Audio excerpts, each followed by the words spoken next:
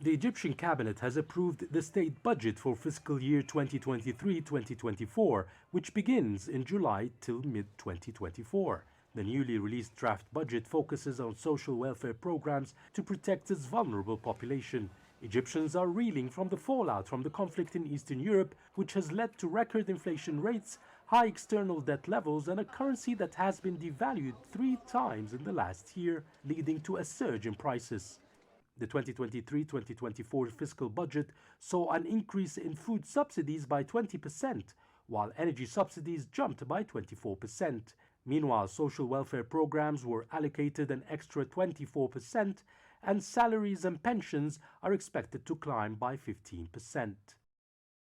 If we look at the food and energy subsidies alone, they account for 10% of the total budget, and there is an increase in subsidies despite the budget deficit. Expenses are to be covered from expected high revenues of $100 billion in the next fiscal year from tourism, remittances from Egyptians abroad, and exports, which are gradually increasing. Mohammed Atman, a father of 3 children, is shopping for his family in Egypt's capital. He says more subsidies are still needed at these tough times. I benefit from the subsidies. Without them, I won't survive because my salary is very low.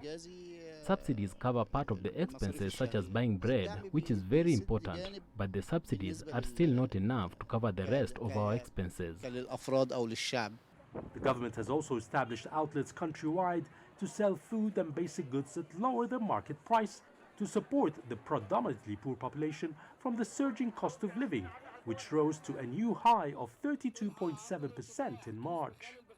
The real solution to inflation hikes, I believe, is to increase production and reduce consumption.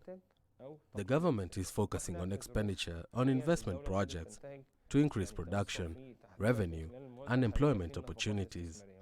Secondly, to stop the devaluation of the pound, we have to increase exports because currently our imports are much higher than exports. Cutting import bills will reduce the demand on hard currency and thus sustain the Egyptian pound from further slumps. Experts say these issues must be addressed at a faster pace. Otherwise, inflation hikes and the devaluation of the Egyptian pound will continue to be a headache every year.